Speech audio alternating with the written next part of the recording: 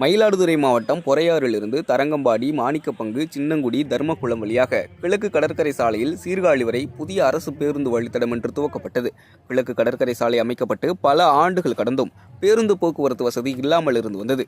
இதற்கிடையே கடலோர மக்களின் நீண்ட நாள் கோரிக்கையை ஏற்று இன்று புதிய பேருந்து வழித்தடம் துவங்கப்பட்டுள்ளது. பொறையாறு பேருந்து நிலையத்தில் நடைபெற்ற துவக்க விழாவில் புதிய பேருந்தை கொடியசைத்து துவக்கி வைத்த பூம்புகார் சட்டமன்ற உறுப்பினர் நிவேதா முருகன் பின்னர் தானே பேருந்தை ஓட்டிச் சென்றார்.